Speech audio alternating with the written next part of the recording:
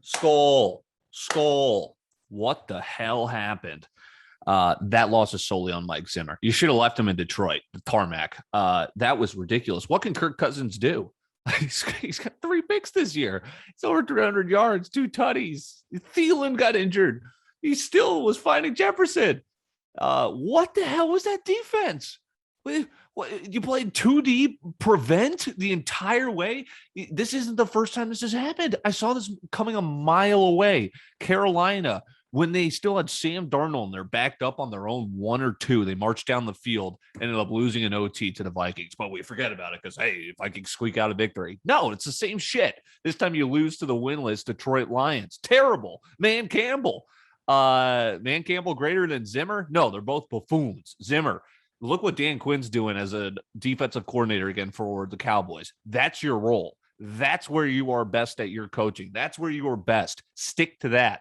Although that defensive scheme, you don't bring pressure. You rush 3, and then you got a guy guarding the back of the end zone instead of the soft curl in front of him, and you let the rookie catch it as time expires. You couldn't write up a more disastrous game for the Vikings. I mean, I've been saying fire Zimmer forever.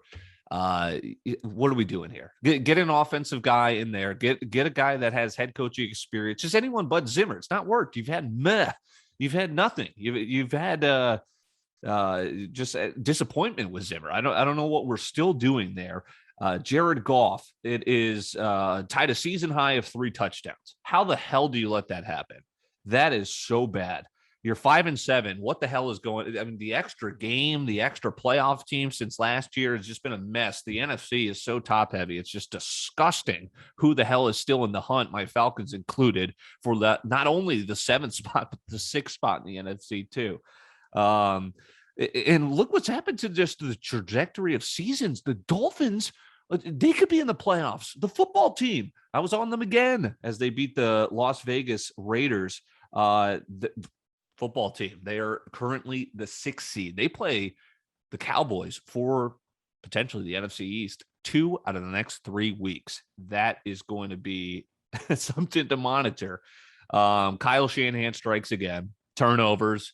Where is the guy that you did a smokescreen for, traded up to get Trey Lance, and now he's not even sniffing the field? Maybe you should have got Mac Jones, right? You all tried to fool us, not saying anyone who was your guy. Maybe you should have drafted Mac Jones, who's clearly looking like the best quarterback so far. Going away, again, it depends on scenario and where you land, right? He landed on a pretty good team. Niners, you would think, are a pretty good team, but they're lowly 500. You lose to Seattle. You lost to Russell Wilson, who still can't throw with that pin in his middle finger. I know that's a divisional game. That crowd was still electric, but you can't lose that game. Russell Wilson's looked the worst we've seen him in his entire career. And you made him look okay. Saved a couple of my fantasy games, though, my fantasy seasons. So, yeah, I mean, what are we doing here with Trey Lance? He doesn't see the field. Garoppolo was a disaster yesterday. Are you going to save your season? Because the 49ers, again, here are the people that are fighting for the NFC, which is so top heavy. At the top, you got the Cards, the Packers, the Bucks, Cowboys, Rams. Now fighting for spots 6 and 7, the football team, which again, they deserve it. They were good last year, slow start, good for them, and Coach Ron Rivera for finally figuring it out. And maybe it's good that we have this extra game, so teams and this extra spot, you know, fan bases are still hanging around. The Vikings are still in every game, even though they're 5-7 and losing to the Lions. And I bet your ass we're going to go to the game on Thursday here in the Twin Cities at the bank, and then we're going to blow the fuck out of the Steelers. That's what happens. The NFL every other week, it seems. It's crazy. But you know, here's the teams competing for the 6th and 7th in the NFC. You got the football team, good for them. San Fran, frauds. Eagles, frauds, although Minshew was a pretty nice pickup for me fantasy-wise. Vikings, frauds. Panthers, Saints, Falcons. Get them out of there. They're all the same team. We're all the Spider-Man meme looking at each other in the NFC South. But of course, the Buccaneers beat the Falcons at covering 11.5 spread yesterday. MVP, Brady torched my Falcons, even though he had one of the funnier pick sixes, given up to what was it, Marlon Davidson, I believe, who picked it off at the 2-yard line and waltzed in at the end of the first half. Still couldn't make anything happen. Brady is your favorite right now, but he's even bigger favorite. He was 225 last week, plus 225. He's plus 135 now. Josh Allen going the other way, but he'll play tonight. Pats, Bills. Interesting here. Pats 5-0, undefeated on the road. Every other team in the NFL has at least 2 road losses, except for the Arizona Cardinals, who are a robust 7-0 on the road. Josh Allen clocks in at number 2. Bills, Pats tonight. They still play 2 more times, including tonight, for potentially the division. Right now, Pats are in the 1 seed, although we'll see if the Bills kind of spank him out of there. Rodgers going the other way, right? He was on a bye. He's now plus 700, but he is still 3rd currently. Mahomes and Murray are tied for 4th. Murray's moving up because he had a huge game against the Bears in his return. Mahomes moving backwards just a little bit from 900 to 1,000, where Murray went from 1,600 to 1,000. Dak staying the same. How about Jonathan Taylor? Another huge day on the ground, a couple of tutties. He's running away with the rushing crown, running away with the rushing touchdown crown. He goes from 16-1 to 14-1. What's going on here? Matt Stafford remains at 16-1, along with Justin Herbert. Lamar falls after he loses to the Steelers. I still love Stafford. I think the value's there. He's throwing touchdowns. He's making things happen. Obviously, Brady's an intriguing option. He's the favorite, so I've always thought Brady was up there. But I keep an eye on Jonathan Taylor for what he's doing on the ground for the Colts. It's pretty incredible stuff, and I wonder if the reason Stafford's not getting more love is it because Cooper Kupp, who's running away with a lot of receiving crown numbers, yards, he's targeted way more than any other receiver in the NFL, touchdowns he's racking up. Does that steal some votes from Matt Stafford? That's my only wonder. I've already plugged the futures on Stafford for MVP. I think I got it at 550, so I'm losing value on that. He's 160 yards for the passing yardage crown behind Brady. That's going to be interesting, but Stafford's still doing it at a higher clip, yards per attempt. So I still think he can get that done. I got that at around 500 too. I still feel pretty good about that. Porter is just terrorizing my office right now. Just absolutely classic. Falcons still nothing special, but I love them at Carolina this weekend. 3-point dog after we lost to Carolina at home. Carolina stinks. Falcons bounce back. Mentioned Cowboys football team twice in the next 3 weeks. Bills and Buccaneers. Bills coming off the short week. That will be the matchup on Sunday. So Bills could be in some real trouble if they lose to the Pats tonight and then go fall to Tampa Bay. That is something to monitor. Before we get to some college football analysis, do want to say I have met with, if you've been listening to the Winging It, Fireside, this new social media app from Mark Cuban and company. Had another meeting actually face-to-face now with their brass as opposed to just a meet and greet with a couple of other creators. So some interesting stuff that we're going to announce here over the course of December. We still got some things under wraps. I got to kind of schedule what I'm going to do with them, but some cool stuff. If you knew what Clubhouse was, this is like Clubhouse 2.0, interaction, interactivity, live studio shows through audio, through video, some really cool stuff and some smart minds. You've got executives from Google coming over to help with this startup, Cuban, as aforementioned, and talked with their director of creative content pretty extensively. So keep an eye out. Again, more to come on that, a possible announcement of more content for you, the audience. We appreciate you as always. Now let's get to college football here on Corbet's Corner. College football is just a business now. There's so much money going around. The pandemic laid it all bare, how greedy it is. The transfer portals open up to the Wild West, and the coaches are saying, hey, shit, we're about to do the same thing. Cristobal to Miami, just killers, mercenaries. Manny Diaz, you're 5 games above 500. Boo, get out of here. The U is back. We need someone else. You're even recruiting this morning and we're going to fire you with no matter what. What a cold way to treat Manny Diaz. Props for him for just how he was able to handle that. But extensions for Lane Kiffin, huge money. Hugh Freeze at Liberty University. How about that? Jeff Hafley, Boston College, getting into the game. They did when they got Martin Jarmond as the AD from Ohio State, then Hafley. Now they got Earl Grant. They're into the game big for a college that's 14 to 15,000 people, undergrad.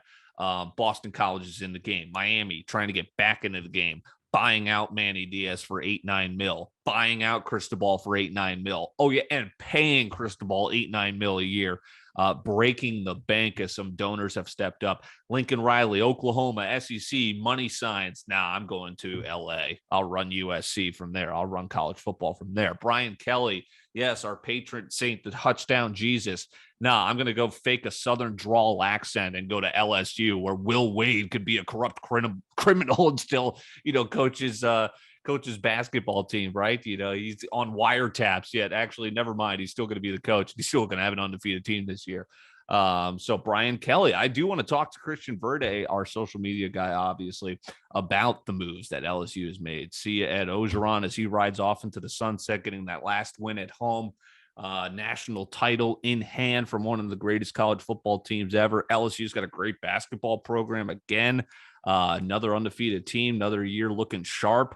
And now you get Brian Kelly as the new guy after doing everything he had to at Notre Dame, right? But he leaves Notre Dame high and dry. Notre Dame appears to have a good one in Marcus Freeman, so they should be all right and hang on to most of those recruits, right? It was mostly Freeman doing that legwork for Kelly in that department. What did I tell you? Alabama, 3 scores, blowout, Georgia. Frauds? I mean, I told you how bad Clemson was if you got Corbet's live with Ty Dawson and myself. Clemson, I know they got out to 8-9 wins at the end of it, but they should have lost to BC. They should have lost to some programs they should not have. Is Stetson Bennett the 4th walk-on quarterback you thought was going to beat Bryce Young? No. But also what I've been telling you, we're going to have a 2-game series, Georgia-Bama. I mean, that's fine. It was a hell of a game. I enjoyed watching it, and I'll enjoy watching it again. And I think we got a solid playoff, right? Michigan, good for you. Iowa's terrible. My God, either quarterback they threw out there was just garbage. You were better off with me out there. So Michigan's solid. I mean, they're a cover machine. I would like to think Georgia's in a little bit of trouble, but I mean, it's Georgia. I mean, I don't know. I think both defenses are going to be great, right? You got Hutchinson on Michigan's side, but it's just one man. I know he's this, Georgia's that's the difference is Georgia. They're not just one man. There's guys you can poke out and say, oh crap, top 10 lottery, lottery's in the NBA, but first round lock. And they're just peppered throughout the defense where Hutchinson might be the number 1 overall prospect, but he kind of stands out from the rest of the Michigan side.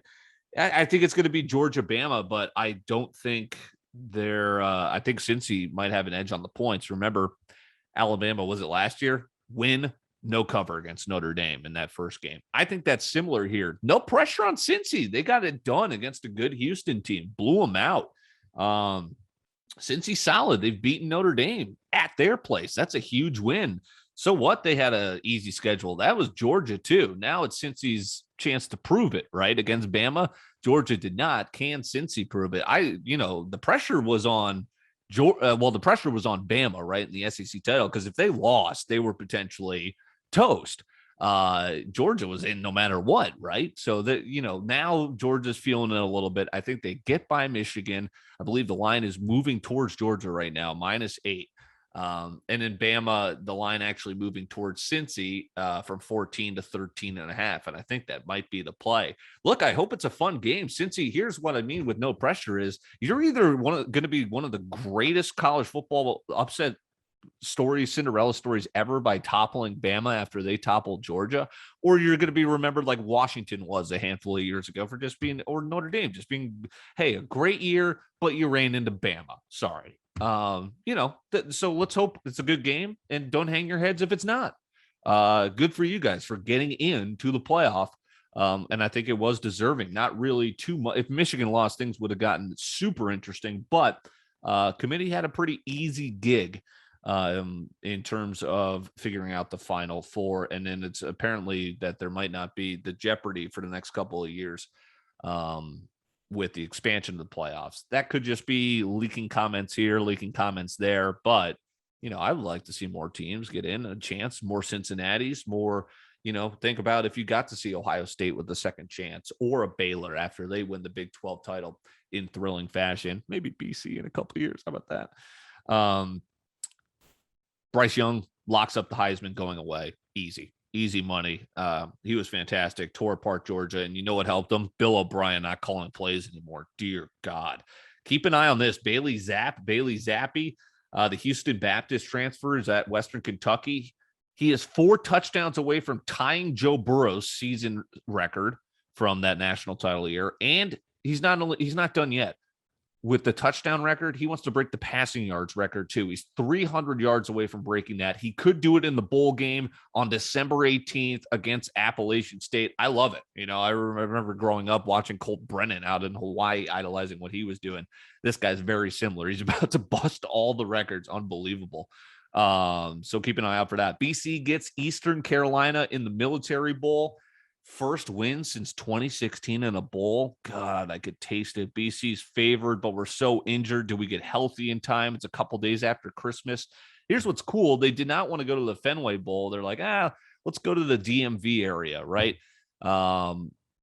Where they're trying to become a recruiting hotbed staple. They've already started getting some recruits from there, having ties there with their coaching staff, and now some of their roster from there. It's kind of a homecoming. So a real cool.